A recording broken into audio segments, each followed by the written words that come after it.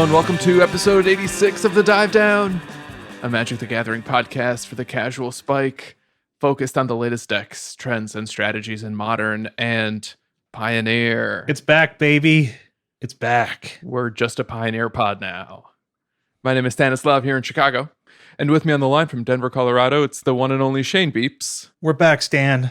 Another week of The Dive Down. Are you guys surviving in the storm of Chicago? Was it like really brief? It was extremely brief. It was a 10-minute storm. I couldn't even do much storm chaser maging in that time. But you had like trees down and stuff, Stan? Yeah, Shane, trees be down. It was sunny before the storm, sunny after the storm, but there was like this hour or so where it was gray. And then within that hour, there was like this 20-minute period where we felt like there was going to be a tornado that tore down our house and city. So hard time for the green mages out there. Yeah, there's trouble in the forest.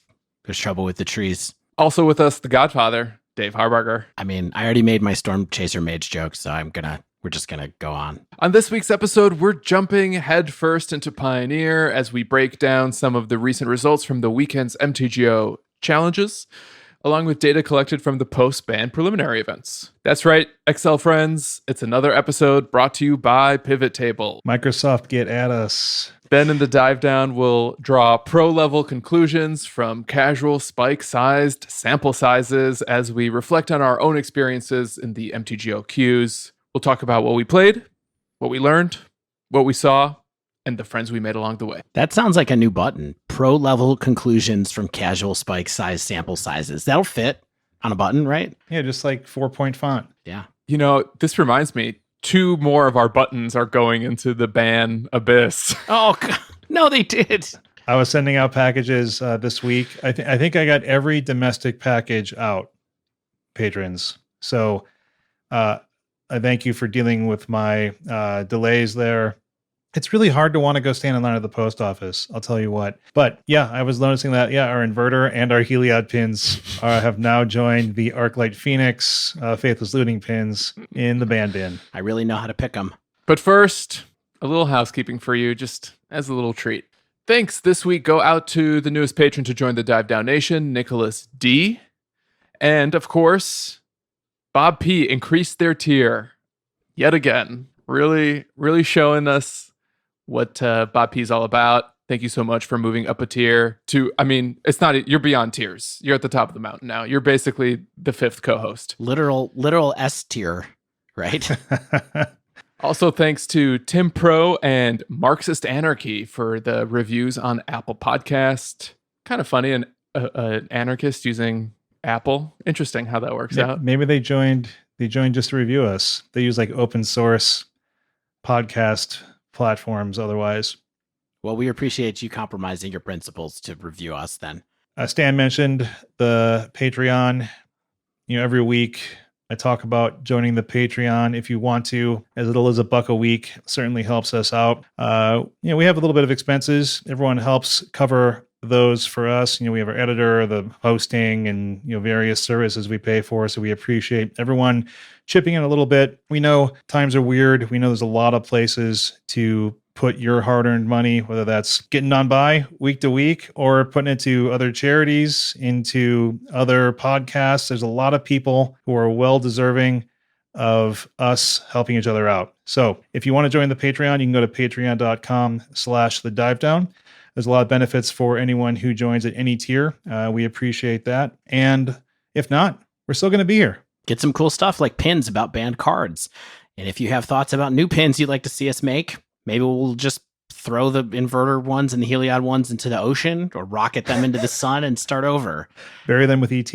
I formally request a pin all about Gush, modern staple Gush. That's weird, but okay. I tried to make a spirits pin in the last round and everybody was like, these are not funny. So that didn't quite make it. Well, get funnier, Dave. I'm trying. It's hard. I'm the only funny one on the podcast. So it's tough. And if you would like to support us a different way, you've heard us talk about it before, our love for manatraders.com, the Magic Online rental service that we use to rent and test decks here on the Dive Down. I have been a member of ManaTraders since November of 2018, I think at this point. Love the service. I've been using it for a long time. If you want to sign up for Mana Traders, you can use code the dive down, all one word, lowercase, to get 20% off your first 3 months and give us a little bit of a kickback, and we would appreciate it. So check it out, manatraders.com.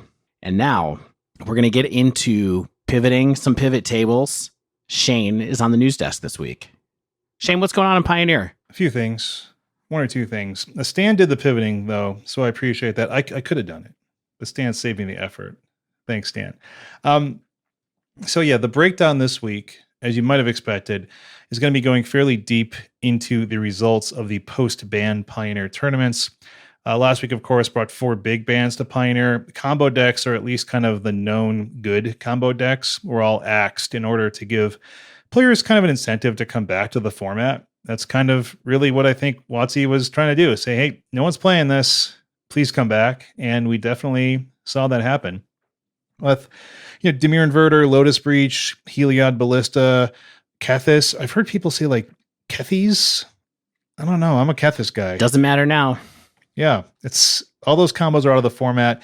Players definitely flocked back into the leagues. I think what percentage was up, like what, 250% or so? Like 190 to 490 or something like that. Yeah, it was surprising to me that it's still less than Modern by a good amount. So yeah, that's for sure. I mean, people do love Modern. Challenges and prelims and leagues. Everyone's coming back with old and new decks for us to look at. So today we're going to be going over 3 different prelims and 2 format challenges, one of which, this Sunday's challenge, was the Showcase Challenge. And these happen a few times like a season, which is like, a 3 or so month time span. They are the ones that require qualifier points to enter instead of just tickets. So the competition is typically even of higher echelon than normal on Magic Online. Yeah, I mean, these are beyond difficult fields. Like the top 8 of the Showcase is absurd once we get to naming names of who made it, but it included a bunch of luminaries. Yeah, maybe some Hall of Famers. It included LSV and Gabe and Seif, both. Yeah. The prelims, of course, we get every deck that went 3-2 or better. The challenges, we get the top 32. So as typical, we're going to go over the overall competitive metagame breakdown. Then briefly talk about kind of the winners meta, which we consider the top 8s from the challenges and the decks that went 4-1 or 5-0 in the prelims. After that, talk a little bit about some spicy new decks and tech that we saw in these lists. So our overall sample of the meta was 109 decks, 64 challenge decks, and 45 that went 3 or 2 and better in the prelims. Interesting pie chart here, all right? How interesting is it?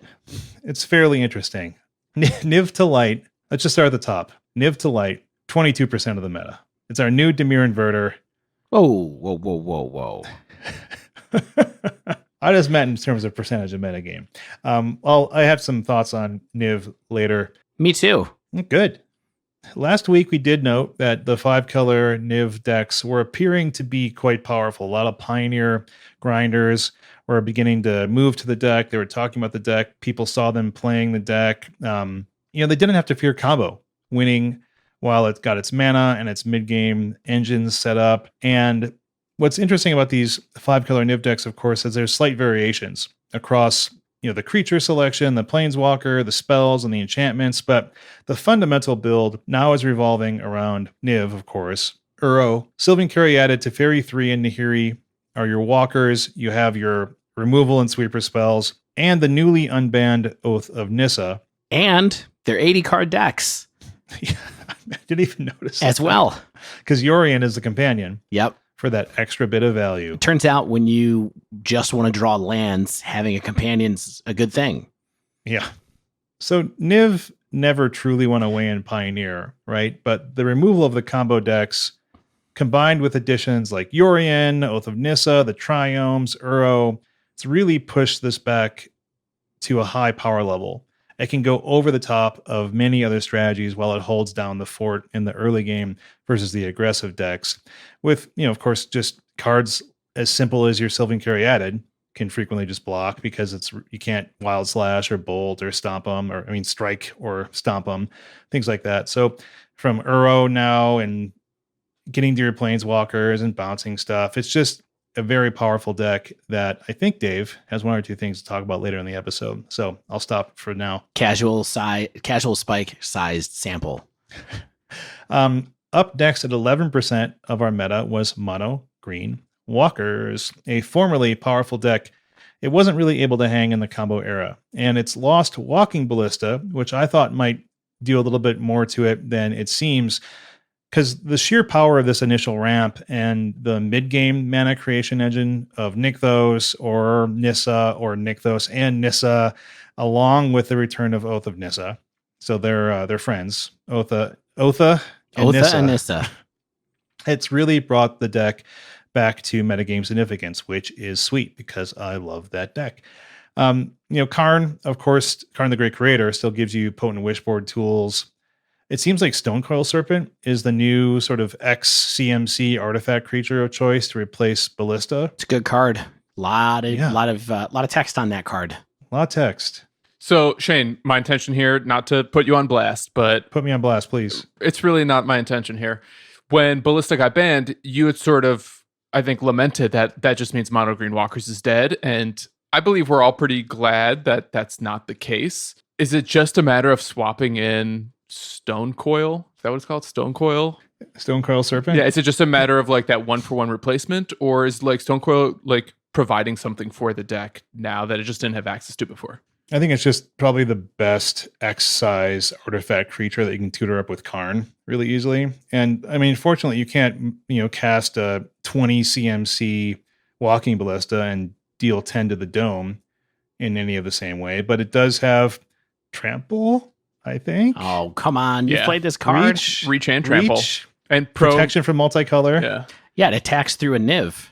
Yeah, which is real nice. Which is interesting. And it blocks one. Yeah, it does. That's also true. Yeah, I mean, it's a sick card. It's really good in the meta right now. I don't think it's quite as good as Ballista, but it's perfectly viable. And the deck has so many other things going on. It's absurdly not as good as Ballista, but that doesn't mean it's not a fine card on its own. I'm also happy to note that I'm starting to see some Elder Gargaroth in the sideboards as well. Makes me feel a little bit good about my prediction. It's going to end up as a green sideboard card, and we're seeing it in other decks as well, in Modern even, I think, and Pioneer as a nice way to stabilize the board. Before we go on to the next decks, the top 33% of this metagame are decks running Oath of Nissa. Discuss. It's a very safe feeling unbanned, Dave. I mean, is that a problem? I don't think either one of these decks totally relies on that card, but it is a really good card and has a lot of synergy with both decks. I mean, in particular in Niv, you get to do a lot of fun stuff like pick it back up with Teferi and recast it and things like that. So bounce it with Yorion. Yeah, exactly. It's just, I think, the best 1-mana cantrip in the format. And it was before it got banned, and now it is yet again. Does it make you feel unsafe about it? Or do you feel kind of the way I do, which is like, I still think it's fine, even though all these decks are running it? I think it's a nice counter to kind of what Thoughtseize had become, where it's just like this single mana pillar that kind of like dictates a certain category of decks for the format. So maybe this is kind of like leading us to whatever Pioneer's identity is. You have like your Nissa decks, you have your Thoughtseize decks, and maybe we'll have like other categories of decks, today or in the future. I like that insight. Okay. Yeah. I don't know if I think it's going to be rebanned, but all the tools that Niv has right now certainly makes it seem very powerful. I think it's less powerful in mono green, although it's valuable there and good there. I think it's weird that it's much better late in green than early. I think that might not have been the case early on because you had so many ways to generate like Nykthos mana that Oath was easier to play, I think, early on. But now when I play mono green walkers, I want my Oath of Nissas late to like draw me into gas. Like give me something that I can use my mana on. And it's kind of like different than I intended to use it in the first place. Is that because your ideal turn 1 play is just always an elf? Yeah, like because Oath is not ramping you. So yeah, it's not like casting, like I said the other week, it's not like casting Once Upon a Time where you're getting a land or getting a mana dork that you can then play with your turn 1 land. Like it's just takes you off early game tempo and ramp tempo. Yeah. Yeah. Unbanned Once Upon a Time. I agree. Oh God, I literally got excited when Shane brought that card up, but sad at the same time. I got sad-sided. All right, up next, Mono Black Aggro, still holding strong at 7%, along with Azorius Spirits at 7. What's cool about Mono Black now is it has a few more sideboard slots to tinker with because it doesn't have to run quite as many like Lost Legacy style effects in order to deal with combo. So I'm seeing it lean more on color hate cards like Lifebane Zombie or Self-Inflicted Wound or like Noxious Grasp in order to shore up just particular color matchups, which I like. I think it's a strength of the deck that it has the color hate cards that can be found in black without having to be like, well, I need to run 3 of these, surgical effects. Yeah. I believe it's called a surgical effect. Yeah. Thanks, guys. Spirits remains pretty much the same with recent additions of Lofty Denial, Watcher of the Spheres, Shacklegeist. Those are kind of showing up in various numbers in different decks. And Spirit sideboards like Mono Black look like they're packing a few more pieces of just direct color hate with their newly opened up sideboard slots, which they have a few of now that the combo meta is no longer with us in the same way, at least. Spirits is good. Was good. Still good. Oh my gosh. Yeah, and when we looked at the results, I don't think this is spoiling anything, but like it's still predominantly just an Azorius deck. Like the addition of Lofty Denial, so powerful to like these explosive early games. I think this is like next to Black, maybe just the best aggro deck in the format that also gets to be a little disruptive. Yeah, so get out your Shane tokens, run that one sideboard card that generates a Shane token, and everyone's happy. You should have been just a human as things turned out. You should have just been human token instead of spirits because you've espoused so much more love for humans than spirits at this just point. Just like me standing there, like just in like a t-shirt, Shane the human. Maybe with like your AeroPress and like my Chemex, Dave. I'm a Chemex guy. Oh, you're a Chemex guy, and then like a bowl with some dough bulk fermenting.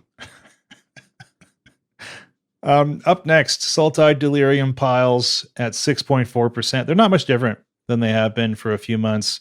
But now players don't have to be concerned with getting comboed out. They can deal with pretty much any kind of threat that comes their way if the answers in their hands line up and they set up their late game value engines. One thing of note is we are starting to see Pelucranos Unchained in a few of these decks. Maybe my prediction that this card will be mildly useful is coming true. These decks, correct me if I'm wrong, they don't actually have the word delirium anywhere in the 75 anymore. Traverse. Do they still have Traverse? I've seen some that don't have it. Do most still have it? The ones I saw did, but I could be wrong. I mean, this is like Europile, really, is what we're talking here, right? Basically. It seems that way, yeah. I think most of them, yeah, you're right. Like, not all of them are even running Traverse. So they're called Sultide Delirium, but they don't really even leverage it a lot of the times. Old habits die hard. Europiles just sounds like some kind of uncomfortable weekend. It's what, like I had something bad on Friday, and now I've got Europiles. It's bad. All right. Naya Winota up next, 4.6%, tying Lotus Field at 4.6. What's interesting about these Naya decks, since we last had a whole episode about Naya Winota, they're adding some more tech pieces to make the deck a little bit more reliable and resilient. One thing I like are these playsets of Tithe Taker instead of Elvish Visionary, which is a 1 and a white card. It's a like human soldier or something like that. And what it does is it taxes the opponent's mana during your turn, which makes it more challenging for them to use removal or counterspells efficiently when you're trying to stick that Winota. Yeah, I mean, that was a card that you liked on the spoiler episode way back in the day. So nice to see that it's happening. Rabble Master has been replaced with like Garrick's Harbinger, a card that Stan has been standing a little bit. Kenrith, the Returned King, seems like he's out of the deck, and a few copies of Pia and Kieran Nalar can be found as well. I think that's cool because that can help with future Winota triggers. And then also you can kind of, you can throw the Thopters or whatever at your opponent for some direct damage if you need to in the end. Yeah, that seems really smart to me because of what you said. It's a human, you can search up with Winota, and then next turn you can get some extra triggers. It's kind of like, even though it serves a very different role, kind of does a weird impression of Seasoned Pyromancer. Yeah, I was thinking it does kind of do an impression of Rabble Master, really, in some ways. Like it's just there for the extra triggers, but makes sense to me. Lotus Field is like the new combo deck of choice. I thought that this was dead. It's not. And we did not make a button for this one, and this is the one that survived. So make of that what you will, everyone. Let's just scribble on your white devotion pins something about Lotus Field. Make a Lotus Field joke, and you got yourself a pin. Yeah, a land with hexproof. Who knew it would be so bad? Yeah, the thing that like every other podcast last week reminded me was that this was a deck before Underworld Breach got printed. Yeah. Which was so long ago that who can remember? Yeah, it's basically Pioneer Storm, right? And we saw it, like you said, before Breach was printed. You make a ton of mana with Lotus Field, you cast Granted off of your Fae of Wishes, you get like your huge CMC game winners like Enter the Infinite, draw your deck, plus your Jace Wield of Mysteries, and win the game. I mean, I'm not an expert in this deck. I'm sure there's other ways to win that I'm not aware of, but that's kind of like, I think, the go-to when you're making a bajillion mana. Is it less vulnerable to graveyard hate? Is D-Sphere still just like the best hate piece against this deck, do you think? Yeah, I mean, I think D-Sphere is kind of what you want to go to because you want to stop all the twiddle effects. And without Underworld Breach, like the graveyard is just kind of like... Don't put me on the spot, Stan. I didn't play against this. Like I did 2 leagues, never played against Lotus Field once. So I'm trying to remember if like they do anything. I think it's just like Dig Through Time is kind of like their only graveyard matters spell. Isn't D-Sphere detention sphere? It's not. Oh yeah, damping sphere. Yeah, it's not damping sphere. You boomer. Whoa. I mean, I must really be a boomer because Return to Ravnica came out when I was in my early 30s. So like that must make me a super boomer, but super boomer. Mom, I want D-Sphere. We have D-Sphere at home. I'm just going to stand by my hastily made assessment that Damping Sphere is still the answer. Graveyard Hate, not so much. Bant Spirits is back at 3.7, baby. Not much different than previous iterations of the deck. Sometimes I think you just want that collected company value. I mean, in a format with a lot of removal, I guess maybe there's a reason that you could get that comeback.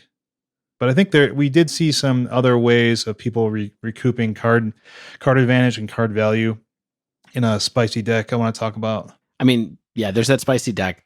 There's also the less spicy one where Azoria Spirits is sometimes running Curious Obsession, occasionally over lofty main deck, and swapping it out for game 2 if they feel like they need the interaction. But more to come. Azorius Control also at 3.7%. Nothing much new here besides a few random copies of like Shark Typhoon, a few Neutralizes. So glad that Neutralize is finally getting there. It's a good card, Bront. A cancel with cycling. Yeah. It took forever for it to pop up, but here it is. I'm actually kind of surprised not to see more than like a one of Shark Typhoon in a few decks. Neutralize is that handy cancel variant for this deck to have access to. If it's dead or the opponent's playing in fear of your counter, you can cycle it if necessary. Maybe you have a couple rotting. There's always a reason that cycling can be really valuable.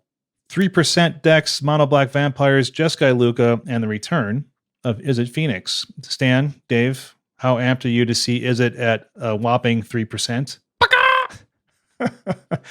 Jeskai Luca is that Fires of Invention Planeswalker pile we talked about a few weeks ago. It's that control deck, wants to take over the endgame with Walkers, Agent of Treachery, as Yorion for blinking things. And Izzet Phoenix is not really that different. Like only one of the 3 copies in our metagame sample was even running our new best friend in Stormwing Entity, which I found surprising. I don't know, just a Treasure Cruise deck of choice, I guess. I did a league with it. I will share some more insights during the dive down. I did not do a league with it and didn't think it was going to be good. So I'll be really curious to see what Stan has to say. And then our other category of 2 decks or fewer in our representation is 21%. Includes some known entities like SRAM Auras, some Reclamation decks, non-Azorius control variants, Boros Burn, Gruul Aggro, stuff like that. Initial thoughts on this meta? Looks diverse. Almost deceptively so. I mean, I feel like it's different but the same, sort of. Like we did kind of just lop off the head of the metagame. Yeah. And that's what we're trying to do and seems to have worked. It's been replaced by a very good mid-range deck that wasn't there for a while, but now is back.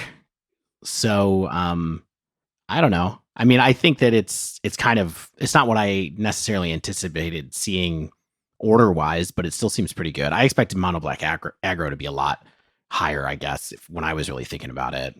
Yeah, I'll get to like my, I think, larger takes later, but I think the initial thing here is that none of these decks seem unbeatable to me, and none of them seem warping to me. Like everything has strengths and weaknesses. And I think that's something that I want to talk about later when we talk about Pioneer as a larger format. So let's talk about the winners meta. Decks that were in the top 8s of the challenges or 4 went better in the prelims, 34 total in our sample. This is where things get a little bit worse. 5-color Niv to Light was first by a mile with 12 decks or 35% of our winners meta. Next up with less than half of that was Azorius Spirits, 5 copies, 15%. Mono G, Walker's just behind that at 12%, Sultai Delirium at 9%, and then 10 other decks at 1 copy or 3% each. So we're looking at a pie chart, and pie charts like this scare me. And listen, this is week 1. I'm not going to like say anything crazy, but when you see 2 decks occupy half the pie, like I don't like that. Yeah, just to be clear, what Stan is referring to is the fact that in this winner's meta, 50% of the winner's meta is made up of Niv to Light and Azorius Spirits. Exactly 50. Exactly 50. Mm-hmm. And you know, Spirits and like Mono Green and Sultai Delirium, those are all a little closer. I think those are all a little bit more realistic in the meta share. Niv to Light at 35% is just like stealing a lot of the air out of the room. Yeah, I think Stan is like Niv is like a good week 1 deck because it can just feast on anything that now that it doesn't have to worry about combo ending the game early. So it can say like, I don't really care what you're doing.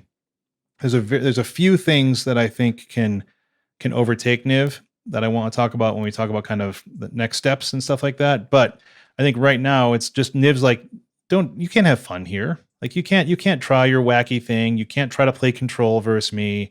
You can't try to play you can't play big red against me. I'm just gonna like stomp you. I have a prediction.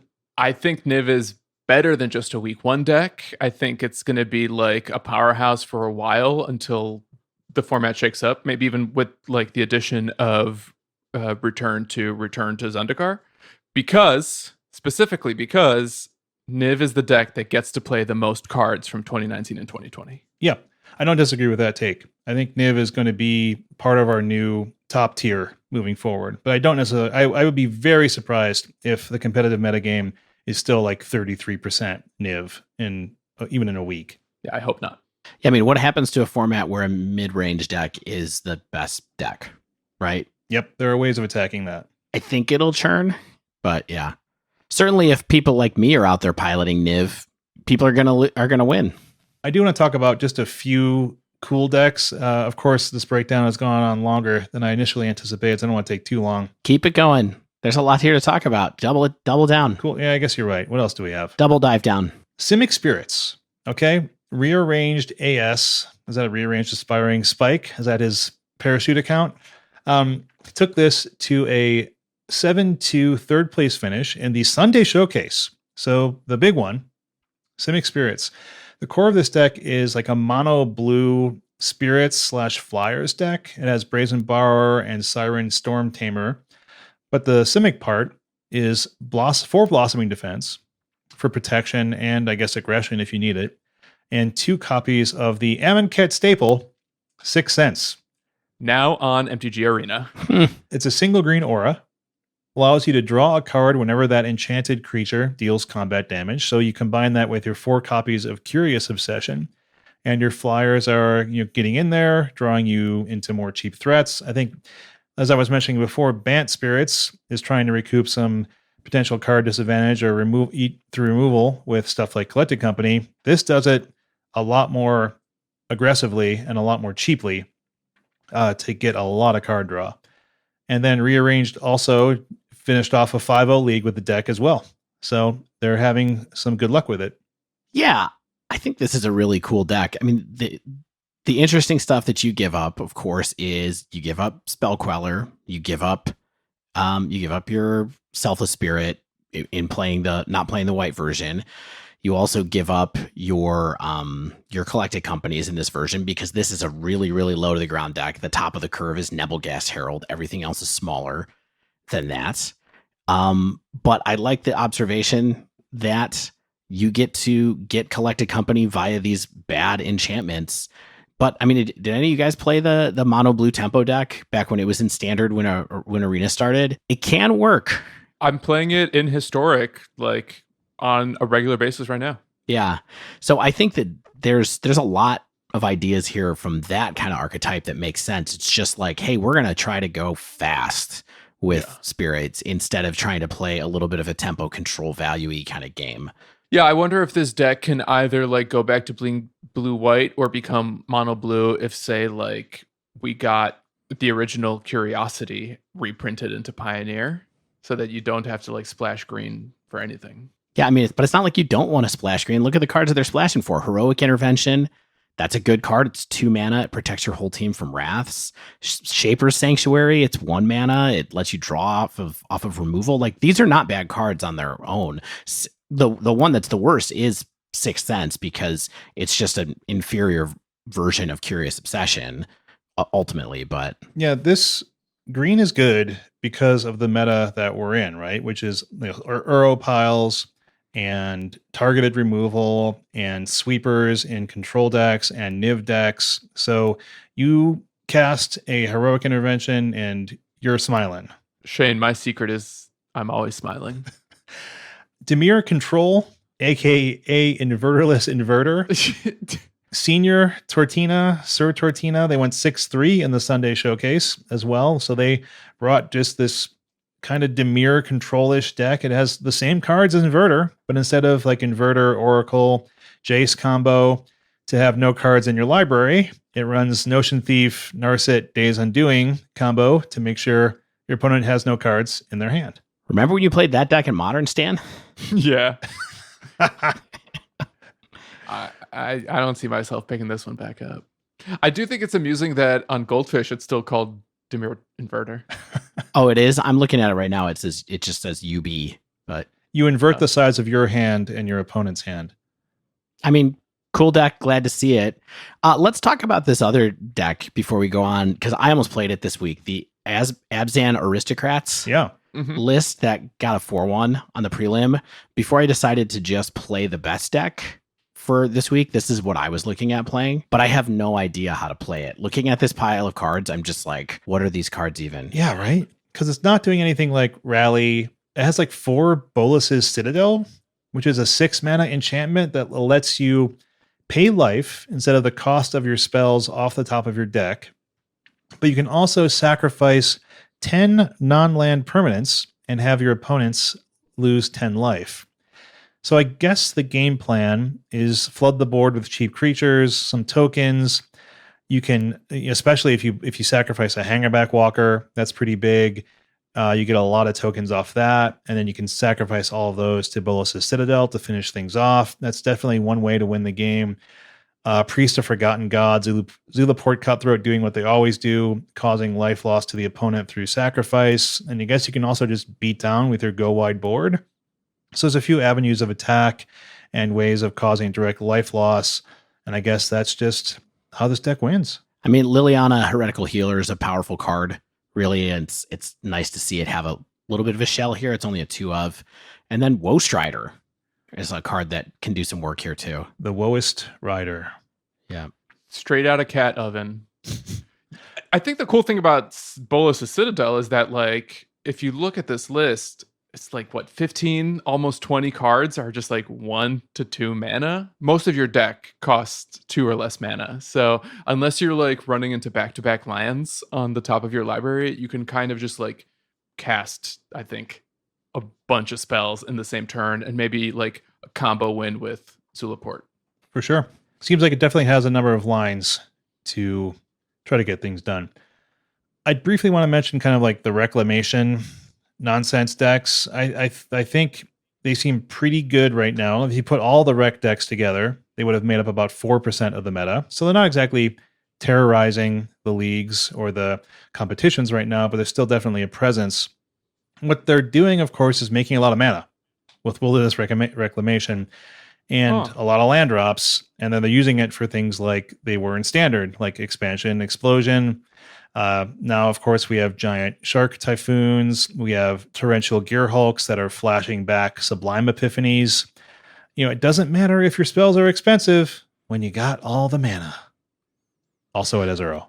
I got to say, it was surprising to me that rec decks were not more prevalent in this sample. I agree.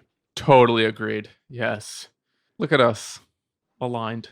One of the most broken cards in the format still. Yeah, and playing against it, I felt like when someone resolved Wilderness Reclamation, unless I could win right there, it was just over.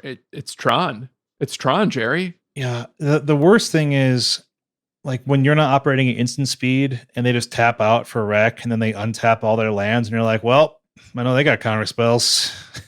That's fun. I would really be keeping an eye on this deck / decks like it to make their presence felt because, All right. Let's have some conclusions, some takes. I think the primary one for me is I hope you like Uro, because it was like the most played creature in every premiere event that we covered in this week. TikTok. Yeah. I mean, Modern 2, friends. It's definitely on the short list for me for stuff to keep an eye on in both formats right now. Sad to say. we have a question later on this week that makes me not want to go too into this, but Stan, what do you have to say? I think Uro's more of an issue here than in Modern, because at least in Modern you can like Path or Surgical. You can keep telling yourself that, but okay. Here you have to put Soul Guide Lantern into your library. What about that black card everyone's playing? Claim to Fame? Cling to Dust. Cling to Dust. That's the one. Yeah. That's also good. I mean, and I think obviously you better have a plan for Niv right now. I'm not exactly sure what the plan is, because like previously when Niv was like the over the top deck, that then forced things like Chunky Red to go back into a more aggressive build. And I think we're going to continue to see that happen with the aggressive decks trying to be low to the ground rather than trying to be competing sort of mid-range decks. But how more low to the ground can we get? I don't think we're going to be low to the ground with our aggressive decks. I think we are going to be in the skies, because my take Flying over Earl. my take after playing Niv for a little bit is that Spirits is actually pretty good against it. Yeah. Especially with Lofty Denial as part of the package as well. And so if all your threats fly, your Caryatids aren't giving you any incidental value. They feel like literally the worst cards in the world against Spirits. So once they get Shacklegeist down and they can tap down your Niv and stuff, I don't think it's an easy matchup now, if it ever was. And so we'll see. I mean, Claudio, who's the usual Pioneer League trophy leader, he's been on Niv for a little while now, and they were stating that Niv is bad versus the combo-ish decks, especially stuff like Jeskai Luca. And they were saying, I think that also that has likely has some weaknesses against like the Lotus Storm decks. I think that mono green, the Simic Ramp decks can likely have good game against it. Because they can go over the top. I think we'll see what happens in response to this Niv-filled tournament meta in the coming weeks for sure. I love that, Niv, even though it's 5 mana for a 6/6, 5/5. Yep, 6/6 flyer for 5. Yeah, I love that it's like kind of surprisingly easy to kill, because like is it Noxious Grasp? Like all these random color hosing cards are good against Niv. Exile, target red creature. Exactly.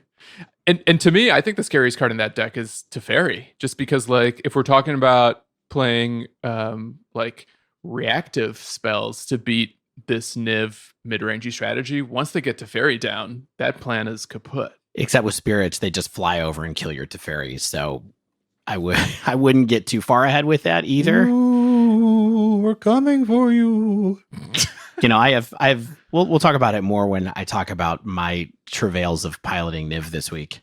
The general lack of like big ramp actually did surprise me, because I felt like it was a good candidate to go over the top of nearly everything, especially like the slower controlling decks that people seem to be wanting to test with right now. But we'll see if it comes back. Maybe it's not doing enough early on compared to stuff like Mono Green Devotion.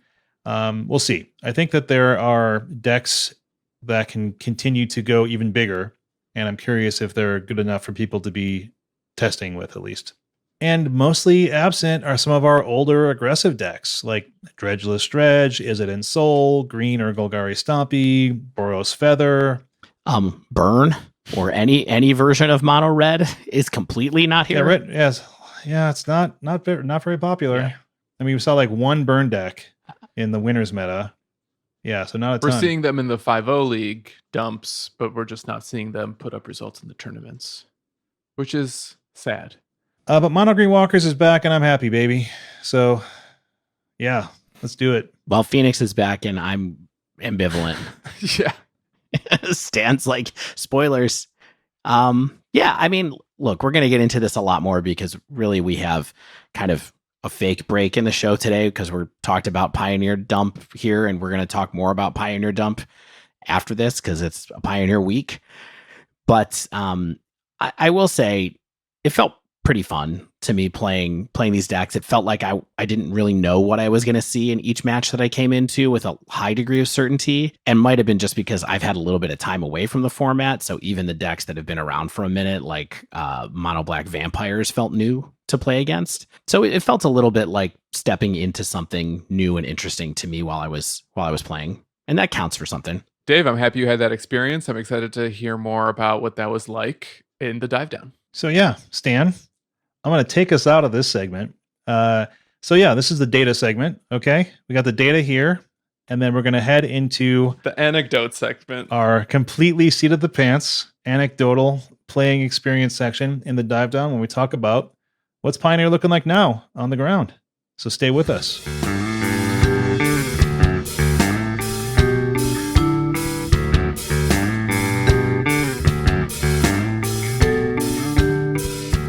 All right, we're back. In the dive down today, we're going to pivot from the hard numbers of the breakdown and into an examination of the format from the ground level. You know, what are people talking about? What has our play testing felt like? And fundamentally, are we having fun yet? What a reference apropos of nothing. Yeah, it's party down. That's some extra humor right there. Can I give you a stat associated with Party Down? Please. What year did Party Down premiere? 2011?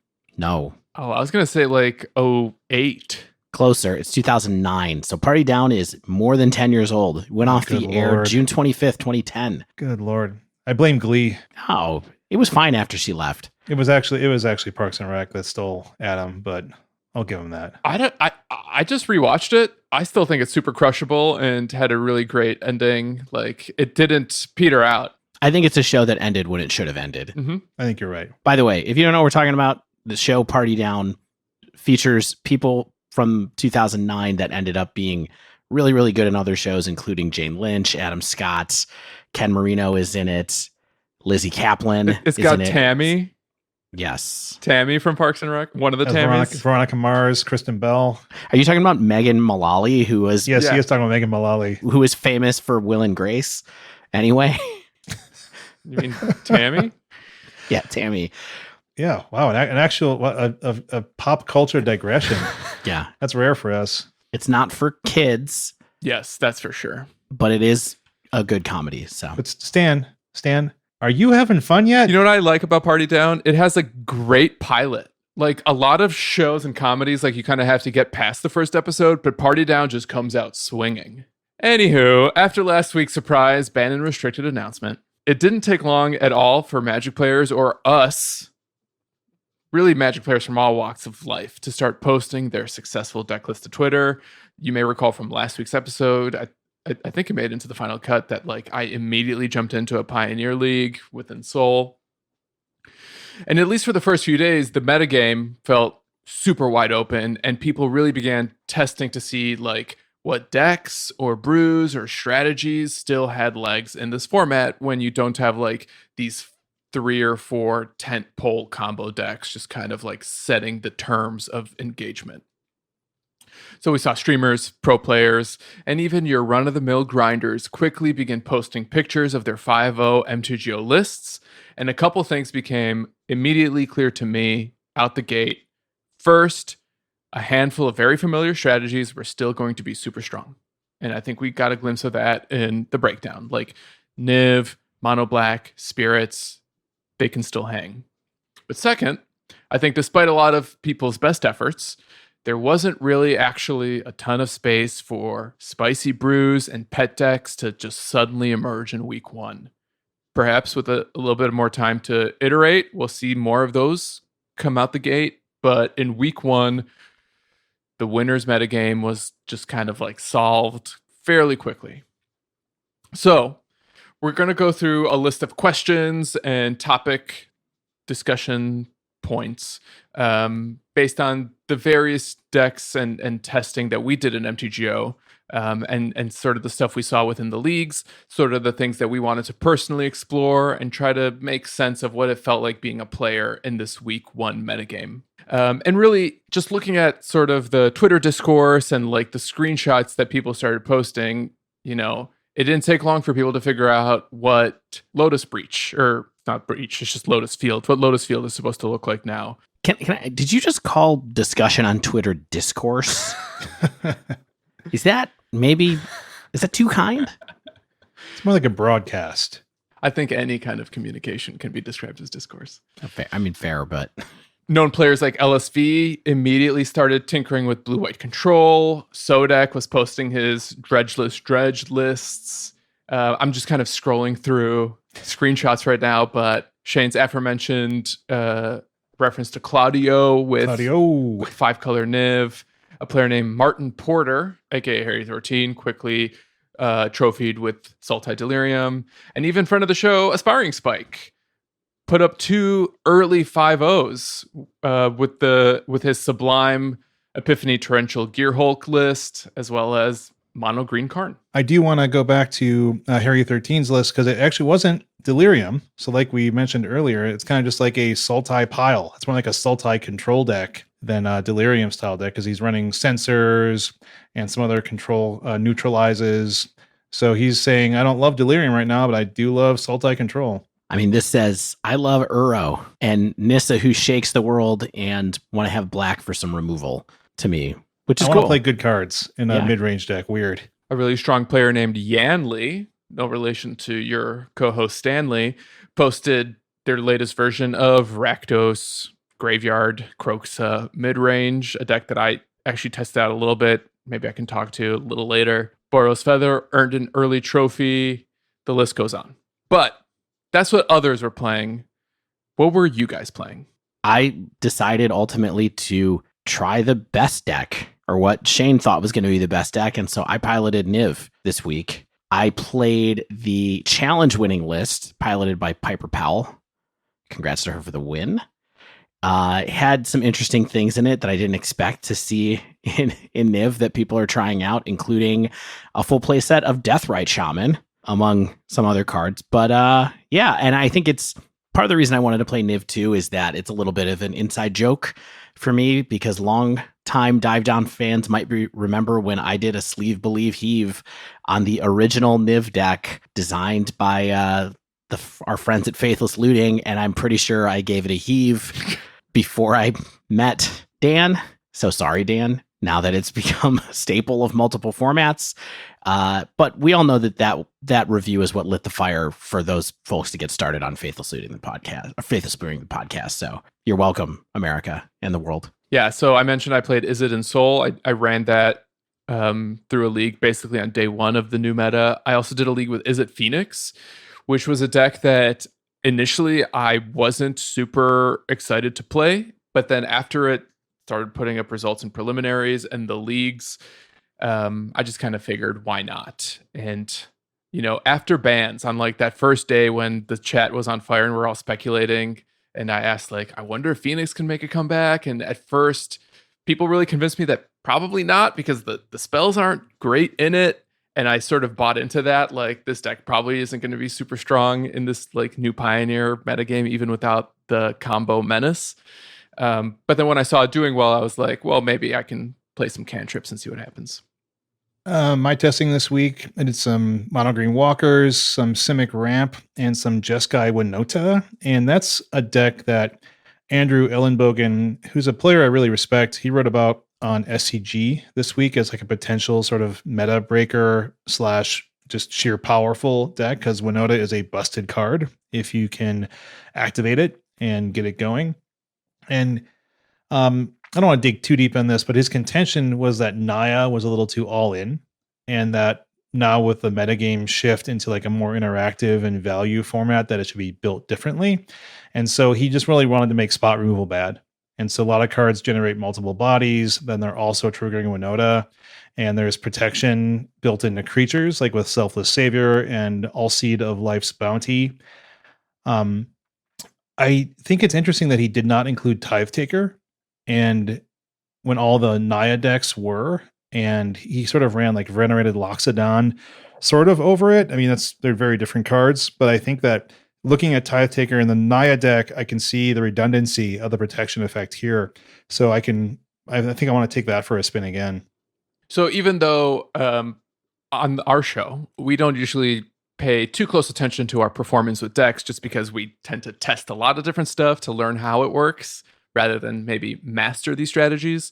I'm curious, in the testing that you guys did, and I'll share, my experiences as well. Like, A, how did you do? And B, did you feel like you were piloting something that could be tier 1? Dave, I'm really curious to hear your experience just because like you played the most popular deck, what was perceived as the best deck. Like, did you feel like you had a deck advantage against the people you were playing against? Oh God, no. No, I felt like I had a deck disadvantage. But not because of the deck itself, right? No, I did terrible, but also I think that I definitely felt like I was playing a tier 1 deck, but it was with like a tier 5 pilot. That's because that's who I am. And, I didn't win much in my testing. I just think that Niv is really hard to play. And I'm not sure if this is a good spot for me to like hop into some kind of takeaways about why I think it's hard. I guess I'll just go for it. There's so many options in Niv. You can bring to light for stuff, so you can tutor. You're going to draw card packages off of Niv. Niv itself when it comes into play. You have to decide when to go for Niv, when not to, when to grab Yorion and bring Yorion in. There's a lot of options, and it's a lot more of a reactive deck than I've played lately. And so I think that was a little bit of a mind shift for me as well. So it's super powerful. I wish I could have done better with it, but it definitely felt like a tier 1 deck. And let's be honest, it's just playing a bunch of really powerful cards. And so it's hard for me to believe that it's not one of the best decks. Shane, did you trophy and not tell us? Trust me, Stan. If I ever trophy, I tell you. He's going to get the date tattooed on his arm like I have my wedding date tattooed on my arm. Hey, I trophy with mono black. Don't forget. Oh, that's right. You did. Yeah, I don't trophy a lot. I also don't play a lot of... I honestly don't play a lot of leagues because I get like anxious. Like what I typically do is like this. I do like a lot of tournament room testing or tournament practice room testing. Then I get frustrated with the decks I'm facing in tournament practice room because I'm getting like really random stuff. And then I go do like one league. So my game playing is honestly, it's mostly like just dipping my toe in, trying to feel things out. Anyway, that's funny. I'm the literal opposite of that. I play maybe one match in tournament practice, maybe one game sometimes when I pick up a new deck, and then I'm just like, it's league time, and then I'll just play leagues, and I don't really care how I do in them. I just feel like I learn a lot. I used to be more on that too. I think I need to get back to that because I feel like I'd rather just play more legitimate sort of FNM games, like to better talk about my experiences for the audience. But a little peek behind the curtain there for the listeners. Yeah, I wasn't blown away by anything I played, but the sample size wasn't huge, even though I did try to test a different amount. I think I just tried to go wider rather than taller. I think that each deck had like some really busted starts and matchups that can feel pretty unbeatable. Like Simic Ramp just smushes control and mid-range decks, but it might have some weaknesses against like low to the ground stuff. So that's to get itself set up. And you play like 34 lands. So like sometimes you're just not drawing your threats randomly. Like I had a matchup where I was 99.8% to have like drawn another threat by now, but I did not. Also because I sideboarded out too many threats. I should mention that Niv feels like you draw a ton of lands out of that deck too. I mean, that might have just been me, but I had a similar thing where I was just like getting ramp pieces and not getting threats, and that got rough. And Jeskai Winota is like really freaking strong versus most anything else that's playing to the board. But it's pretty sad when you're facing down stuff like Reclamation, where they're just holding up oodles of counterspells to like negate anything that you're trying to play while still tapping out for the Reclamation. And that's pretty frustrating. Even though you're trying to bait out counterspells, they just simply have so many. And anyone who knows what they're doing knows what to counter versus you. And then they're gaining life with multiple Uros, and then they take over the game with an Uro, and you're just out of luck. And Mono Green Walkers is surprisingly still good. That's my take. But you weren't blown away by it? I mean, it was the second best deck. I know how it plays, right? And it still feels like it plays the same game. It just doesn't have some of the worst, like some of the bad matchups that are out there. And I don't think that Green Walkers it's not like a prison deck like it can be in like red Karn decks, or prison based decks might be with Karn were in Modern, because the tools are just worse and more expensive. So like what I like about it is that it's so flexible, and that you can create games where there may not typically be them, and you can create paths to victory using your sideboard pieces and your main deck pieces. But a lot of the times, I mean, it's not a deck that I think is over the top like it was when the format started. Do you think it's a tier 1 though? Oh yeah, I think it's quite good. It's quite good. But Ramp and Winota maybe not tier 1? I mean, that's tough. That's tough to say. I think Winota is a deck that is hard to build right, because the tech, like, so what Ellen Bogan talked about in his article is, he was putting in Jeskai pieces like Reflector Mage, because he's like, if the game is going to be more to the board and there's more creature decks, then I want more Reflector Mages, because I want to bounce your creatures.